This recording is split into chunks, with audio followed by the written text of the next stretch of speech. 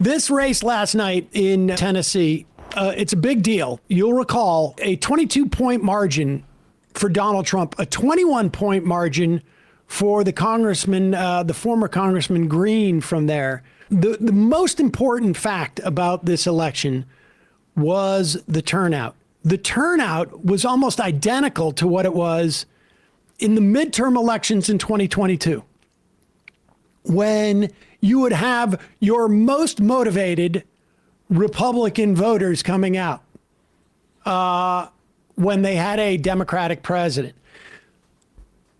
The turnout numbers were the same, but Republicans lost 15 points, essentially. And that is a big deal. Here is CNN.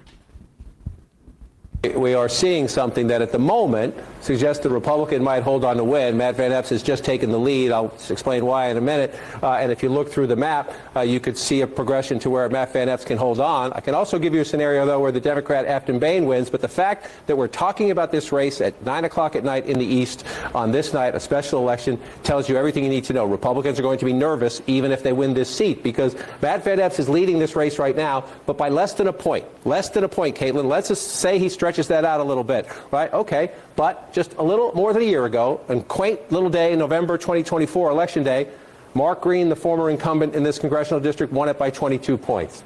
The man who sits in the White House, Donald Trump, won it by 22 points. So to your point about Democratic overperformance, or you might call it Republican underperformance, as we watch what has happened this year in Virginia, in New Jersey, in Pennsylvania, in Mississippi, in Georgia, and elsewhere, in special elections and big statewide elections, Democrats are coming out to vote.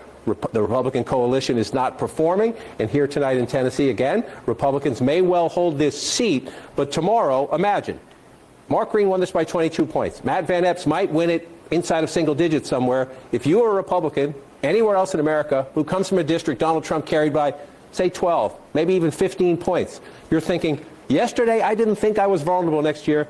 Maybe I better think about that again. So it changes the battlefield, the map, for the midterm elections, potentially. It could also, Caitlin, change a lot of conversations between Republicans and the Trump White House about those Obamacare subsidies, about what do we do next time a government shutdown prospect comes up, about how do we vote on things Trump wants to do that maybe the people in my district don't like. So the margin here tonight matters. Even if the Republicans hold on, if it's that narrow margin, then it's going to cause jitters in the Republican Party. And just want to check on Davidson County and Nashville. Only half of the vote in here. So I'm speaking. Okay, we don't need the rest of that now. Just, that was obviously last night.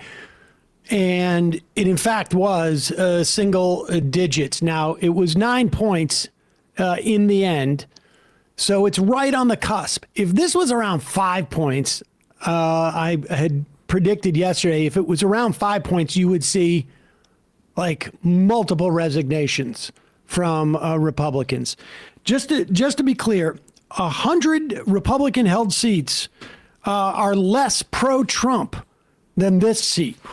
There are, let's see here, there are Republicans won 23 House seats in 2024 that gave Donald Trump an 8-point or lower margin over Harris.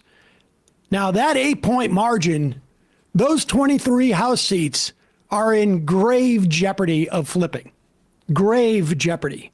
And again, you would look at this if it was a special election and generally say, well, it's an apples to oranges comparison, so you can't do a 1-to-1 15-point swing. But when the turnout numbers are match the midterms in 2020, then it's a real problem. Here's Harry Emden. Let's talk about the numbers. Republicans should be running for the hills this morning because the blue wave is building, my dear friend, Mr. Berman. What are we talking about here? Well, Matt Van Epps, the Republican candidate, he won it by 9, but this is a district that Donald Trump won by 22 points, 15 points, 17 points. This is a 13-point gain for the Democrats in terms of the margin, and excuse time for Republicans is over because I hear all about these special elections. Oh, the turnout's so low. It's not representative of what happened in the midterm election. The turnout last night in Tennessee's 7th district was equal to the turnout in the 2022 midterm election. So the blue wave, it seems to be building right out of center of Tennessee. Interesting. I mean, so in terms of the numbers, the turnout looked like a regular midterm election, not a special election. Exactly right. Exactly right. And of course, we have a midterm, what, about 11 months from now? All right. What have we seen in terms of trends in all the special elections the last year? Okay. You know, I wouldn't necessarily give a hoot and a hollering about one special election in Tennessee. I love the people in Central Tennessee, but Central Tennessee is nothing special compared to the rest of the country. But what we see happening is, take a look here. Okay, 2025 U.S. House special elections. Dems outrunning Kamala Harris. A lot of blue here. A lot of blue, which is what I think the nation might look like a year from now if these results hold. Arizona 7. You see a 17 outperformance of Kamala Harris. 23 points in Florida 1. 16 points in Florida 6. 13 points in Tennessee 7. 28 points in Texas 28. And then 17 points in Virginia 11. So we've seen it throughout the nation, whether you go from the suburbs of Washington, D.C., all the way to the southwest in Arizona, whether you're looking at Texas, whether you're looking at Tennessee, whether you go down to Florida, we have seen the Democratic outperformance of Kamala Harris happening across the political map. What happened last night in Tennessee ain't just staying in Tennessee. It is spreading itself throughout the nation. As I said, to me, looking at these results, it looks like a blue wave is building. Now, the one thing that strikes me, put that image back up there.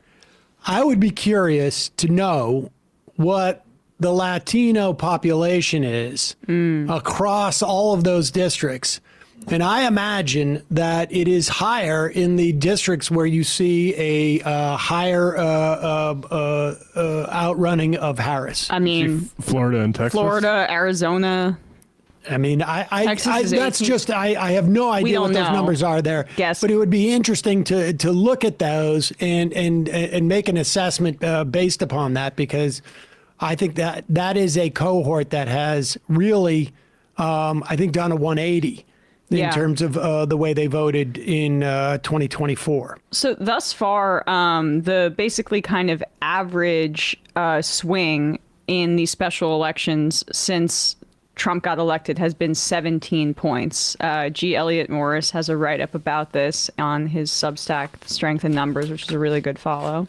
And if you compare that to 2018, in the lead up to 2018, the special election margin was Democrats beating their benchmarks in those special elections by around 11 points. And then the Democrats in 2018 won the House popular vote by 7 points, and there was that swing. So this means that when you compare it to 2018, again, you know, in the first midterms or the special elections leading up to the midterms in Trump's first term, these numbers are outperforming that. So that looks like it could actually be a very positive sign for them in the fall. And we have a couple of redistricting that has taken place that one has to wonder if those redistricting, those gerrymandering is dummy mandering, because it was incumbent upon, you know, certain groups of people voting for Republicans that it looks like now may not be doing that. So really, the real relevance to this at the end of the day is, how does this impact Republican lawmakers? How many decide to quit, to retire, because they don't want to go through a bruising campaign only to lose, and then even with the prospect, if they win, that they're going to lose the House?